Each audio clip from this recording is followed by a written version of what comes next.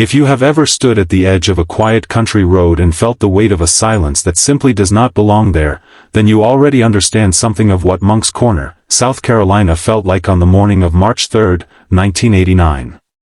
It was a Friday. The air carried that particular stillness that belongs to rural places in early March, when winter has not yet fully loosened its grip and the world feels suspended in a kind of breathless waiting. And on that morning, in a small house tucked into the rural landscape of Berkeley County, a 5-year-old boy named Justin Turner sat down to eat his breakfast. Cinnamon Crunch cereal. Something ordinary. Something achingly ordinary. He had no way of knowing that it would be the last meal he would ever eat at that table. Before we go one step further into Justin's story, I need to ask you to do something right now, before the details of this case pull you completely under and you forget. If you have found this channel, if this is the kind of story that makes you need to sit down and truly pay attention, please like this video, leave a comment, and subscribe to Cold Case, Solved Files. Hit that notification bell so that you never miss a single episode. This channel exists because cases like Justin's deserve to be told fully, told honestly, told with the kind of care and depth that a 5-year-old boy who never made it to school absolutely deserves. Every subscriber matters. Every comment matters. Every share matters. Because these children matter. Justin Turner matters. So please, before we go any further, subscribe. And now let's go back to the beginning. To understand what happened to Justin Lee Turner, you have to understand the world he was born into.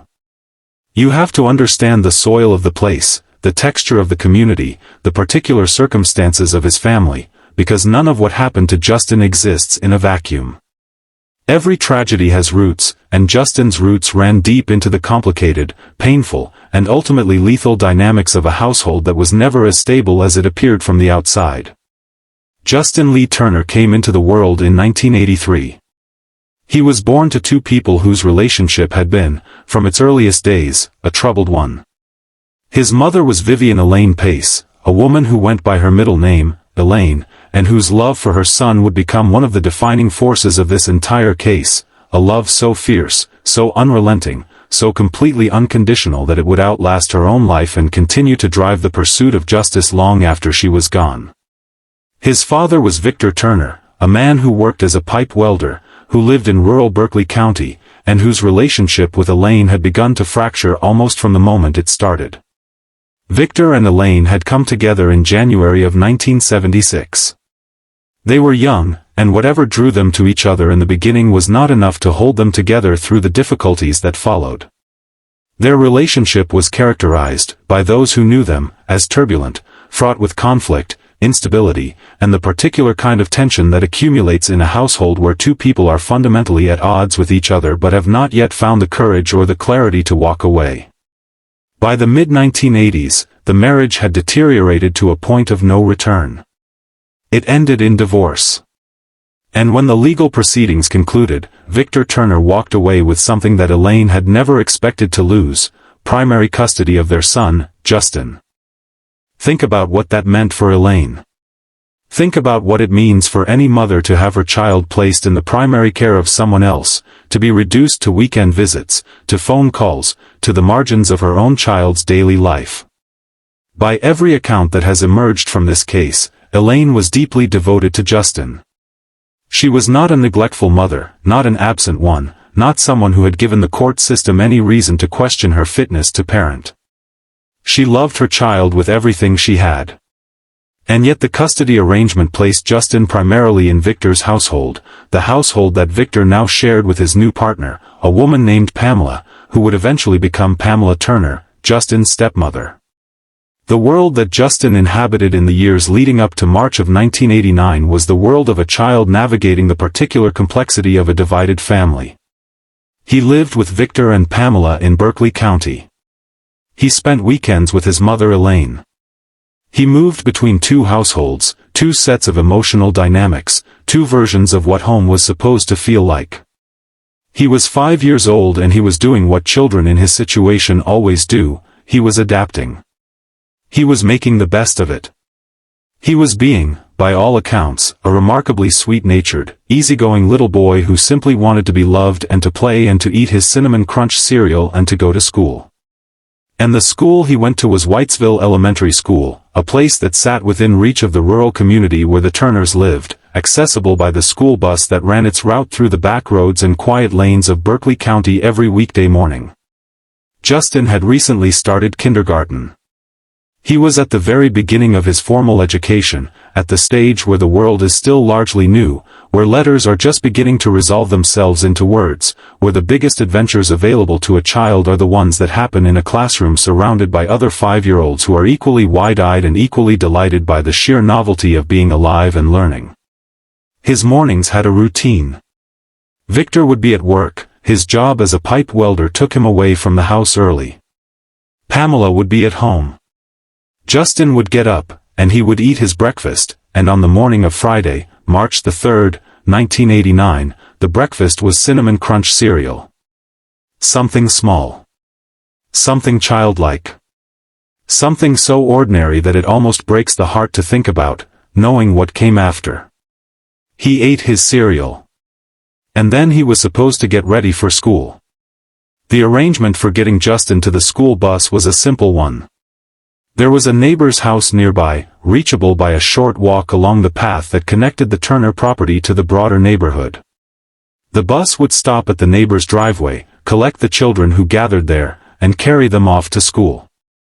It was the kind of arrangement that exists in rural communities all across America, practical, community-minded, built on the assumption that a short walk on a familiar path is perfectly safe, that neighbors look out for one another, that children can navigate the small geography of their known world without coming to harm. Justin had made that walk before. It was not a long walk. It was not an unfamiliar one. There was nothing about it that should have frightened him or put him in danger. And yet on the morning of March the 3rd, 1989, he set out on that walk, and he never arrived. The neighbor's house waited. The bus came and went. And Justin Turner was not there. At Whitesville Elementary School, his kindergarten classmates noticed the empty chair where Justin should have been sitting. Children notice absence in a way that is different from how adults notice it. There is no bureaucratic layer to it, no attendance record being mentally consulted, just the simple, immediate perception that someone who is supposed to be present is not. Justin's friends noticed. They looked at his empty chair. They wondered among themselves, in the way that 5-year-olds wonder about things, whether he might be sick. Whether he had a cold, or a stomach ache, or some other ailment that had kept him tucked up at home in the warmth. It was the most reasonable explanation, the one that childhood logic naturally reaches for when someone is simply missing from their usual place. They probably didn't worry too much. They had their lessons to attend to, their crayons and their alphabet and their recess. The school day moved forward without Justin. But afternoon came. And the bus completed its route and turned back through the neighborhood, making its stops, releasing its passengers one by one into the care of waiting parents and family members. At the end of the Turner driveway, Pamela Turner was positioned exactly where she always was, ready to receive Justin as he climbed down the bus steps, carrying whatever small piece of artwork or homework a kindergartner brings home on a Friday afternoon, full of the particular restless energy that 5-year-olds carry through them like a current. The bus stopped. The doors opened. Children came off. And Justin was not among them. For a moment, perhaps, there was just confusion. The ordinary, non-threatening confusion of a discrepancy, of a child who was supposed to be on the bus not being on the bus. Maybe illness, maybe some mix-up, maybe he had stayed at school for some reason. But the confusion curdled quickly into something else. Because Pamela had last seen Justin that morning, she would later say she had been in the shower when he left for school, that she had been unaware of any problem, that everything had seemed normal. And now he was not on the bus. He had not appeared at the neighbor's house to catch the bus in the morning. He was not at school. And he was not at home. Pamela Turner reported Justin missing. With that phone call, the quiet of Berkeley County broke open. Deputy James Gaither and Deputy Philip Mason were among those who responded to the call. They arrived at the Turner property and they began to search. The residence was searched. The adjacent property was searched. The camper that sat on the Turner land, a travel camper parked on the property on Horseshoe Road south of Cross Hill, was searched. The outbuildings, the fields, the wooded areas surrounding the property, all of it was searched. Ponds were dredged. Grid patterns were established and walked through by searchers who combed the undergrowth and the brush, looking for any sign of a small boy, any trace of his passage, any indication of where he might have gone. The community responded the way that small, close-knit communities respond to a crisis involving a child, immediately, and with everything they had. Neighbors came out. Volunteers assembled. Family members drove in from surrounding areas, drawn by phone calls that carried the particular urgency of a missing child. Justin's grandfather on his mother's side, Elaine's father, received the call that afternoon. His niece, speaking years later about those first terrible hours, described riding back to Somerville with him that day, being present as the search unfolded, trying to make sense of something that made no sense at all. The word spread. The searches expanded. And Justin was nowhere to be found. Elaine Pace, Justin's biological mother, was contacted by investigators in those early hours.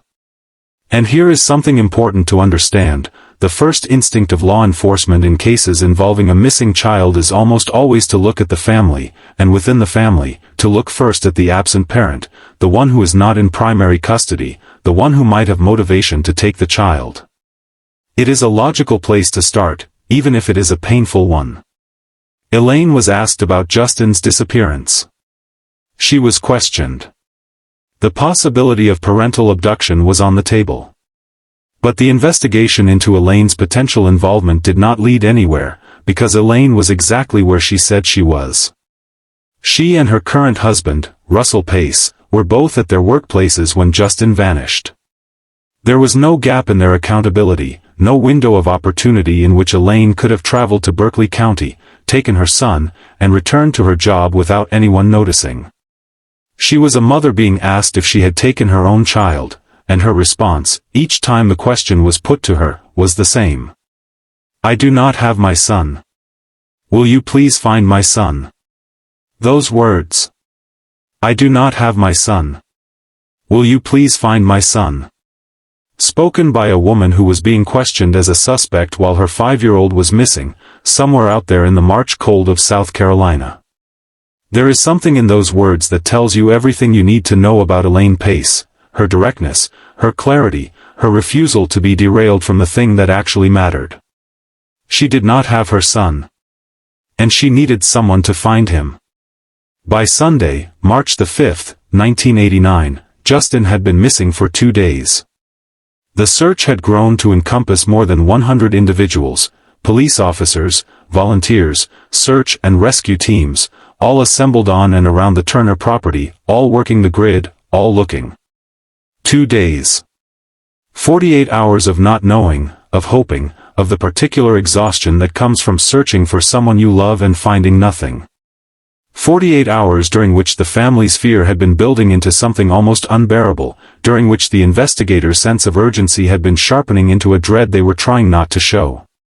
It was on that third day, Sunday, March the 5th, that Justin's father, Victor Turner, made a discovery. The travel camper on the Turner property had already been searched. Deputy Philip Mason would later state that he had searched it in the course of the original investigation. Family members, including Justin's paternal grandmother and at least one neighbor, would also later claim to have looked through the camper during the search efforts. It had been gone over. It had been checked. Or so everyone believed. Victor Turner went into the camper. And within seconds of entering, he found his son. Justin Lee Turner's body was concealed within a storage compartment inside the travel camper. He was dead. He had been strangled. He had been subjected to violent assault. He was 5 years old, and he had been stuffed into a storage compartment in a camper that sat on his own family's property, and he had been there, according to investigators who would piece together the timeline over the years that followed, since very close to the time of his disappearance. The community was devastated. That is not a strong enough word, but there is no stronger word available for what happens to a community when a sweet-natured 5-year-old boy with blonde hair is found murdered in a storage compartment on his own property. The people of Berkeley County had been searching for Justin with hope, with the determination that fuels every search for a missing child, the refusal to give up, the insistence that he could still be found alive. And now the hope was gone. And what replaced it was grief, and outrage, and a fear that settled over the neighborhood in a way that lingered for years. One grandmother, speaking about the aftermath of Justin's death, described no longer allowing her grandchild to play in the front yard. She wanted him in the back, she said. Not until somebody is caught and charged and found guilty. Not until then. The circumstances surrounding the discovery of Justin's body raised immediate and serious questions.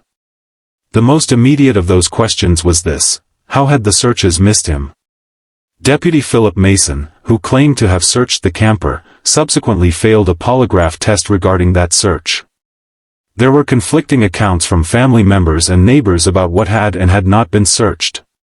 The scene had been compromised by the sheer number of people who had moved through the property over the course of the 2-day search. Evidence collection was made more difficult, and the investigators who arrived to process the scene were working against the contamination left by more than 100 people. But there was something else that drew attention, something that went beyond the question of how the body had been missed in the original search. The condition of Justin's body was unusual. Despite the relatively mild temperatures of early March in South Carolina, Justin's body was described as being unusually cold to the touch, colder than the ambient temperature of the surrounding environment would explain. This led to early theories, carefully examined and ultimately refuted, that the body had been refrigerated before being placed in the camper. The cold temperature of the body, combined with the apparent fact that the storage compartment had already been searched and found empty, gave rise to a deeply troubling possibility, that Justin's body had been moved to the camper after the initial searches had concluded. That someone had placed him there. That the discovery had been staged. Justin's body was transported for autopsy. The investigation team expanded to include agents from the South Carolina Law Enforcement Division, SLED, and crime scene technicians who collected various items from the property for analysis, including a freezer and a storage shed. The medical examiner's findings were precise about some things and uncertain about others. Justin had been strangled, ligature marks on his neck were consistent with strangulation. He had been sexually assaulted. There was no evidence of ongoing abuse or repeated mistreatment in the period before his death, which suggested that whatever had happened to him had happened suddenly, without a history of buildup, without warning signs that anyone had identified. He was, in all the ways that investigators could assess, a child who had been happy and healthy and unharmed, right up until the moment he wasn't. The food in his stomach provided investigators with a critical piece of information about timing. Justin had eaten shortly before his death, the Cinnamon Crunch cereal, the last meal he ever ate. The medical examiner used the state of digestion to narrow the time of death to a window between 10 in the morning and 3 in the afternoon on Friday, March the 3rd. He had been killed on the day he disappeared, within hours of leaving, or being taken from, the house. The theory of refrigeration before placement in the camper was ultimately refuted. The body had not been artificially cooled elsewhere and then moved. But the question of when he had been placed in the camper, and by whom, remained. And it sat at the center of everything that followed. A criminal psychology expert named David A. Caldwell was brought in to assess the case. His conclusion was measured but significant. Given the intimate nature of the crime, the location of the body on the family property, the concealment in a space that would require familiarity with the camper's layout, and the evidence that no stranger had been seen in the area, it seemed unlikely, deeply, fundamentally unlikely, that Justin had been killed by someone who did not know him. This was not the work of a stranger. This was not a random abduction by someone passing through Berkeley County. The geography of the crime, the specificity of the concealment, the absence of any evidence of outside intrusion, all of it pointed inward. Toward the family. Toward the people who knew Justin's routine, who had access to the property, who knew which compartment of which camper no one was likely to open.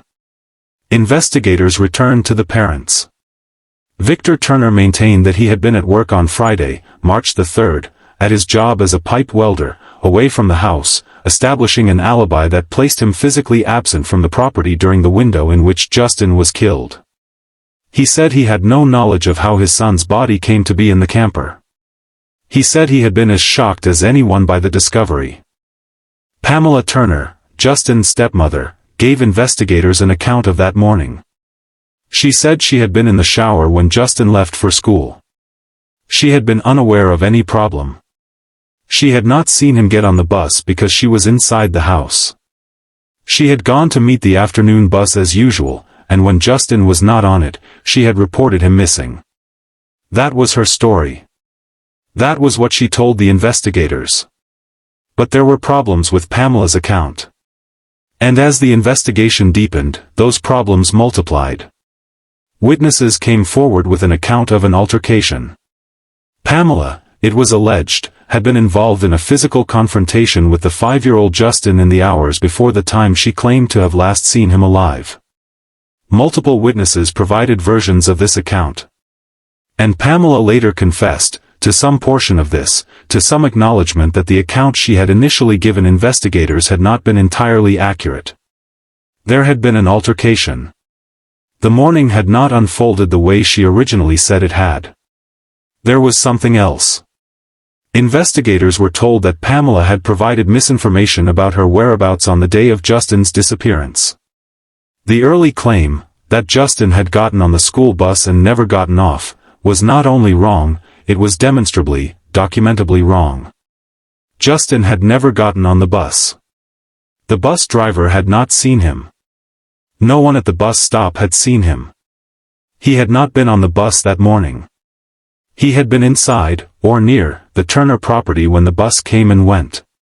And the original account, that he had boarded the bus and therefore disappeared at some point during the school day, was, as one investigator would later state plainly and with barely contained fury, he never got on that bus.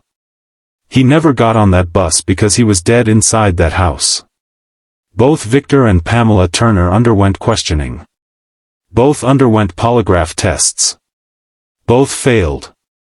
And then, in the days following their failed polygraph examinations, the Turners stopped talking to investigators.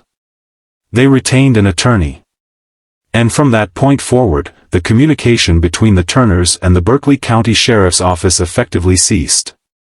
Law enforcement made attempts to work through the attorney, to find some workable solution that would allow them to continue questioning the couple, to find some path through the legal machinery that had closed around the case.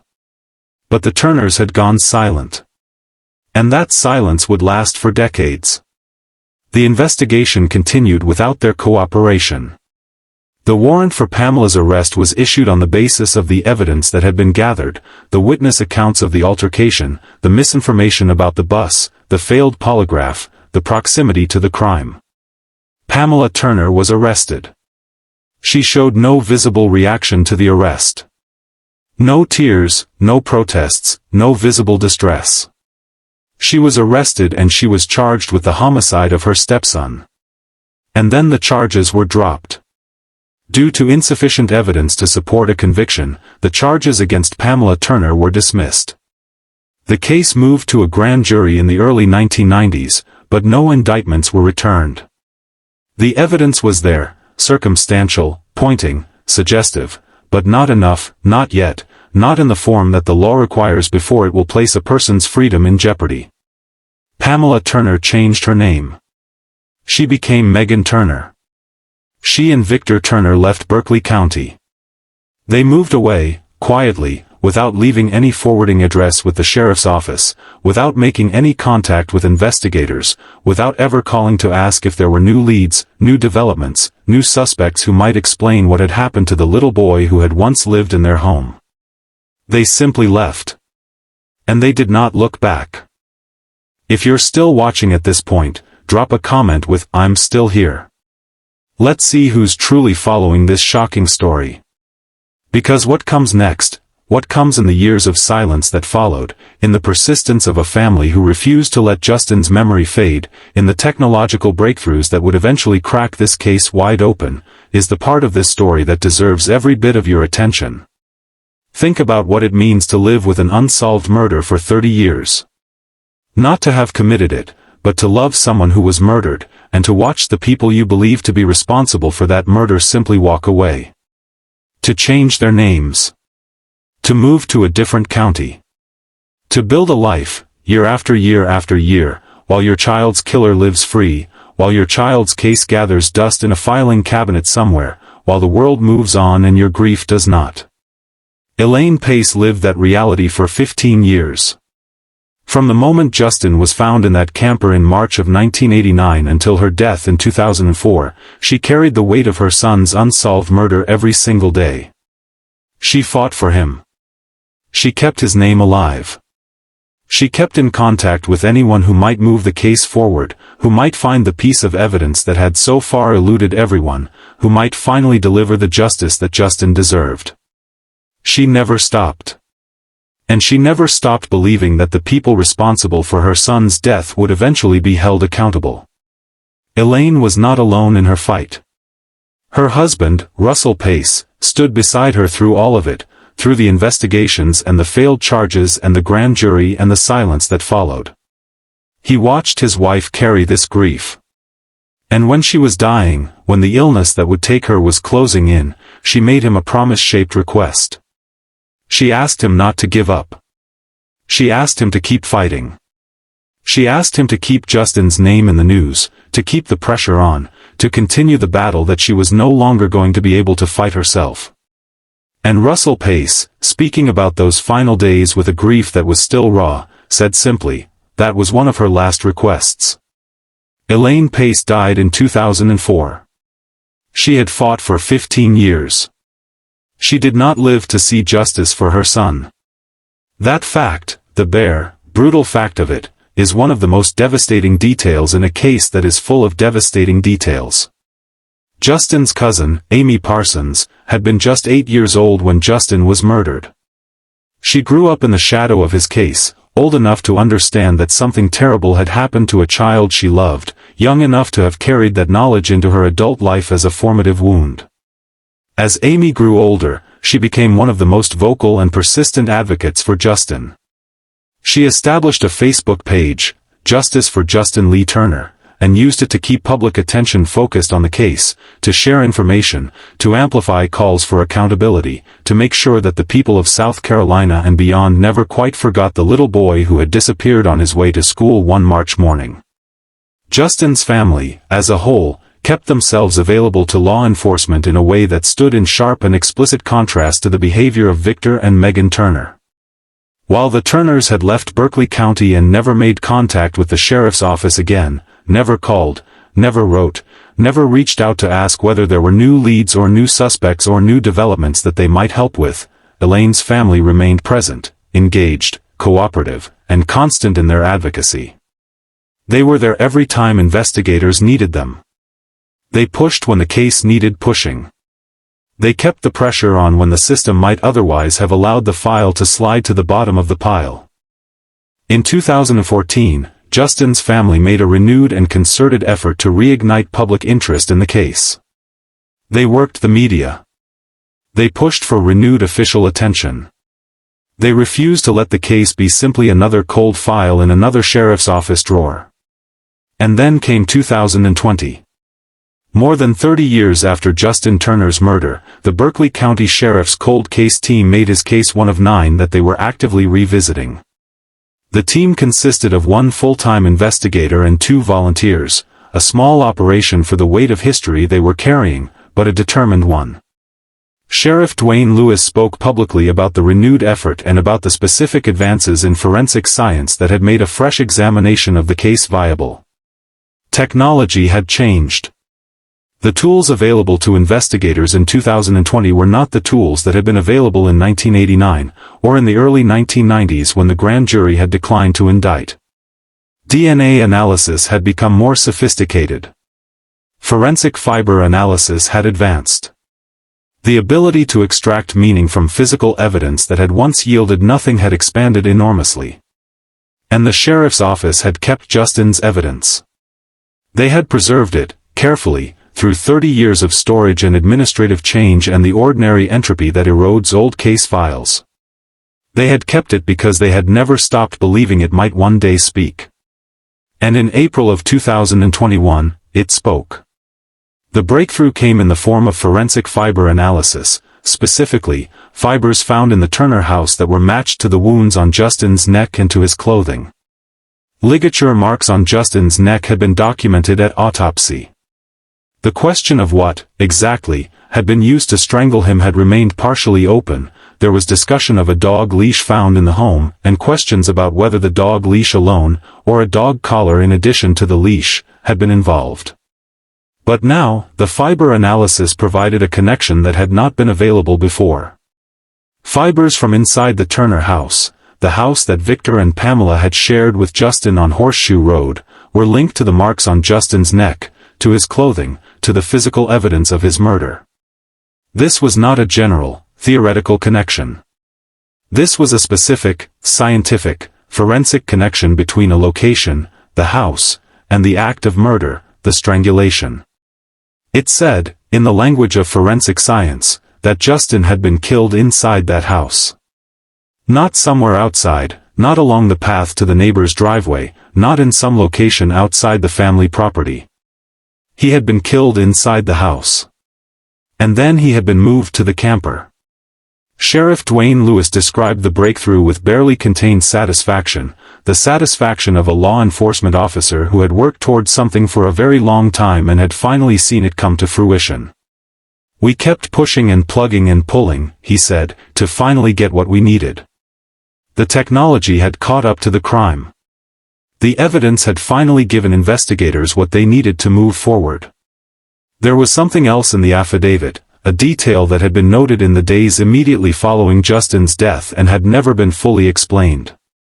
When Justin's body was discovered on the morning of March the 5th, when Victor Turner went into the camper and emerged to tell the searchers what he had found, he had been seen to be nervous. Anxious. Visibly distressed in a way that went beyond what the discovery of a child's body would ordinarily explain. And he had been overheard asking a law enforcement official a question. The question was this: what would happen if someone within the family had caused harm to the victim? Not, what do you think happened? Not, do you think someone hurt him? But, what would happen if someone in the family did this? It is the kind of question that, in retrospect, takes on a weight it may or may not have been perceived as carrying in the moment. It is the kind of question that sits in the back of an investigator's mind for years. It was noted. And when the time came to build the case that would eventually lead to arrest, it was among the pieces that were examined again, in the light of everything that had been learned since. The affidavit also contained a detail about the discovery itself that was significant in a specific and precise way. Victor Turner had found Justin's body within seconds of entering the camper. Within seconds. He had gone directly, or very nearly directly, to the storage compartment where the body was concealed. In a camper that had already been searched and declared empty by at least one law enforcement officer and multiple family members and neighbors, Victor Turner had walked in and found his son's body within seconds. The probable cause affidavit noted that the Turners were the sole individuals with access and keys to that camper before Justin's body was discovered. And Victor had found the body within seconds of entering. The investigators sat with that detail. They had been sitting with it for 30 years. Now, the evidence had mounted to the point where an arrest was warranted. The forensic fiber analysis, the historical details in the affidavit, the witness accounts of the altercation, the confirmation that Justin had never boarded the school bus, the misinformation that had been provided to investigators, the failed polygraph tests, the question asked at the scene, the speed of the discovery, all of it, assembled together in the clarity that only time and technology and persistence can provide, pointed in one direction. On January the 9th, 2024, more than 34 years after the murder of Justin Lee Turner, law enforcement officers traveled to Lawrence County, South Carolina, and arrested Victor Turner and Megan Turner, formerly known as Pamela Turner, the woman who had been Justin's stepmother. Both were charged with one count of murder. Both were taken into custody. Both were transported to the Berkeley County Detention Center for court appearances. Let the weight of that date settle for a moment. January the 9th, 2024. Justin Turner was murdered on March the 3rd, 1989. He was 5 years old. He had eaten his cereal. He was on his way to school. And the people who were charged with his murder were not arrested until January of 2024. 34 years. 34 years of Elaine fighting and then dying without seeing justice. 34 years of Amy Parsons keeping the Facebook page alive and the pressure on. 34 years of Russell Pace honoring the last request of his wife. 34 years of the cold case team sifting through evidence with tools that didn't exist when the crime was committed, looking for the thread that would finally unravel the silence. 34 years. And now, finally, an arrest. In February of 2024, Victor and Megan Turner appeared in court. They were granted release on bond, $50,000 each. Megan was released on February the 8th. Victor was released on February the 9th. They were ordered not to contact Justin Turner's biological mother's side of the family. They were prohibited from traveling out of state while awaiting further legal proceedings. The legal proceedings that followed were not simple. They never are, in cases that are this old, this complicated, and this fiercely contested. The defense attorneys for Victor and Megan Turner did what defense attorneys do. They worked to undermine the prosecution's case, to introduce doubt, to find the cracks in the evidence and force them open. And they introduced something explosive. The defense team put forward a new theory. They suggested that Richard Mark Evatt, a serial killer, may have played a role in Justin's death. It was, as the judge in the case would acknowledge in open court, pretty explosive evidence. And because it was explosive, because the implications of a serial killer's potential involvement in a decades-old child murder are not something any court can simply dismiss without examination, the judge agreed to delay a ruling and give both sides time to investigate, to examine the evidence, and to determine what it actually meant. The prosecution was not dismissive of the new information. They requested more time to investigate. They acknowledged the significance of the claim. They were not, it appeared, willing to simply wave it away and insist that their version of events was the only possible version. But they were also not prepared to abandon the forensic evidence that had brought the case to this point. The fibers. The ligature marks. The location of the body. The history of the investigation. All of it still pointed, with the force of decades of accumulated evidence and modern forensic science, toward Victor and Megan Turner. The case continued. The legal machinery ground forward. And in the meantime, Justin's family, the people who had waited 34 years for this moment, watched the proceedings with a mixture of relief and vigilance that anyone who has waited that long for justice would understand completely. Amy Parsons, who had been a child herself when Justin was killed, who had grown up with this case as a defining feature of her life, spoke on behalf of the family. Her words were directed, unflinching, at the people she believed to be responsible for her cousin's death. 30 years, she said. 30 years of freedom that she believed had been unearned, undeserved, and unconscionable. She spoke about what had been done to Justin, the torture, the abuse, the murder of a child who had been in the care of the people who were supposed to love and protect him. She spoke about what it means to be a child, to trust the adults who surround you, to be entirely dependent on their goodness. And she spoke, with the particular fury of someone who has waited 34 years for the chance to say these words to the right people, about her hope that they would never see life outside of prison walls again. Russell Pace, who had kept his promise to Elaine, who had continued the battle in the years since his wife's death, expressed something that the years of waiting had not diminished, the determination to see this through, to carry Elaine's fight to its conclusion, to be able to say, finally, that justice had been done for Justin. He had promised his wife. He was going to keep that promise. Justin Lee Turner was buried at Somerville Cemetery in Moncks Corner, Dorchester County, South Carolina. His funeral drew more than 200 mourners. He was laid to rest surrounded by his favorite belongings, the things that mattered to a 5-year-old boy in 1989, the small personal objects that speak of a life interrupted at its very beginning, before the child who owned them had any idea that a life could be interrupted. More than 200 people came to say goodbye to him. And they did not stop saying goodbye. They did not stop carrying him with them, in the particular way that communities carry the children they have lost, imperfectly, painfully, but persistently.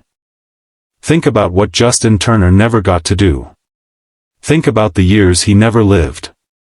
He never got to finish kindergarten. He never got to learn to read fluently, to discover the books that might have captured his imagination, to find the subject in school that made him light up. He never got to ride a bicycle confidently, to know the specific freedom of moving through the world under your own power. He never got to develop the friendships that define childhood, the particular intensity of a best friend at 7, or 10, or 13. He never got to become a teenager, to be awkward and hilarious and infuriating in the way that teenagers are. He never got to fall in love. He never got to choose a path for his life, to discover what he was good at, to find out what kind of man he might have grown into. He never got to have children of his own. He never got to grow old. He got 5 years. 5 years, and a bowl of cereal on a March morning, and a walk he never completed, and a short, terrible, violent end in a place where he should have been safe. The people who survived him, who loved him and fought for him and refused to let his case be forgotten, are the reason this story has an arrest at the end of it instead of just an open file. Elaine Pace, who died not knowing.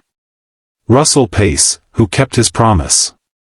Amy Parsons, who built the Facebook page and kept the pressure on and stood up in court and said the things that needed to be said.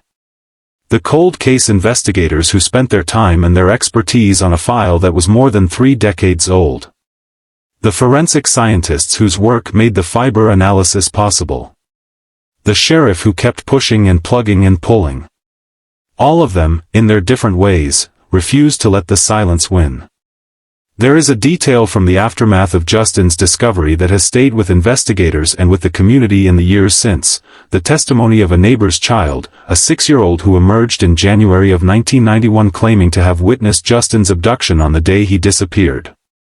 The investigators who examined this account concluded, with some pain, that the child appeared to have constructed the account from fragments of conversation overheard from adults in the surrounding community, that what the child described was not a genuine memory of witnessed events but a child's attempt to process and narrate something that the adults around them were processing and narrating. It was a dead end. And it was a heartbreaking one, because for a moment it had seemed like a witness had emerged, like someone had seen something, like the silence might be broken by the testimony of a child. But the silence was not broken by a witness. It was broken by fibers. By the microscopic, persistent, undeniable physical evidence of what happened inside a house on Horseshoe Road on a Friday morning in March of 1989. It was broken by the advancement of technology that allowed investigators to do in 2021 what no one had been able to do in 1989, to connect the wounds on a child's neck to the place where he had been killed, to make the invisible visible, to give the science a voice that could finally say what the witnesses would not and the suspects could not. The case against Victor and Megan Turner is ongoing as of the time this script was written. The legal proceedings are moving through the system. The serial killer defense theory is being investigated. The prosecution is presenting its evidence. The outcome is not yet written. But the arrest has been made. The charges have been filed. The people who spent 34 years in freedom, who changed a name and moved a county and never once called the sheriff's office to ask about their murdered stepson, are now facing the full weight of the system that they evaded for so long. And Justin's family is watching. They are in that courtroom. They are paying attention. They are doing for Justin, in court, what they have always done for him, refusing to look away, refusing to be silent, refusing to let his life and his death be reduced to a file number and a date. There is something that Amy Parsons said, speaking as the voice of a family that had waited 34 years for this moment, that deserves to be repeated here. She talked about the 30-year timeline, the decades of freedom that had elapsed between the murder and the arrest. She called it mind-boggling. The idea that someone could live their life for 25 years, knowing what they had done, thinking they had gotten away with it. The sheer, breathtaking, morally vertiginous fact of that. And she is right. It is mind-boggling. It is the thing about this case that doesn't let you go, not the forensic details, not the legal proceedings, not even the heartbreak of a 5-year-old boy found in a storage compartment. It is the 34 years. The distance between the crime and the accountability. The gulf between a March morning in 1989 and a January arrest in 2024. Across that gulf, a family grieved and fought and waited. Across that gulf, a little boy's name was kept alive by the people who loved him. Across that gulf, the evidence was preserved and the technology advanced and the investigators kept pushing and plugging and pulling until finally, the science caught up to the crime. Justin Lee Turner deserved justice from the moment he was taken from this world. He deserved it on the morning of March 3, 1989, when he ate his cereal and set out on a walk he never completed. He deserved it when his classmates sat in their kindergarten classroom and noticed his empty chair. He deserved it when his mother said, "I do not have my son, will you please find my son," and when she died 15 years later still waiting for the answer.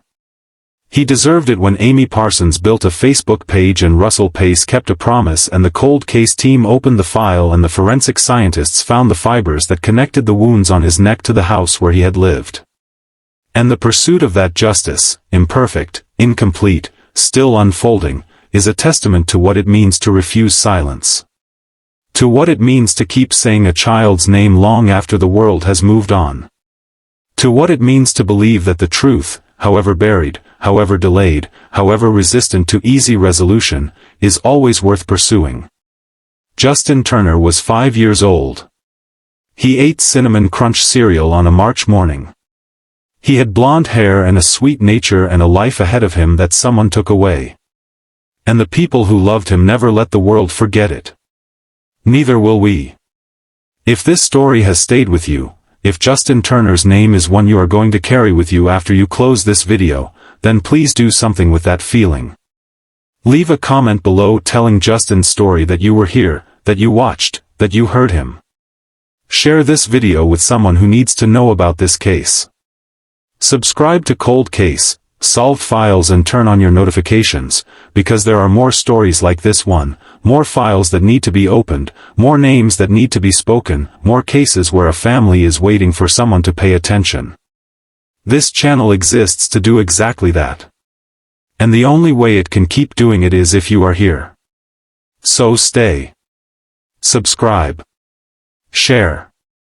And never stop asking the questions that need to be asked. Because the children in these files deserve nothing less than everything we have. Justin Lee Turner. Born 1983. Murdered March 3, 1989. 5 years old. Remembered always. Never forgotten. Never let go.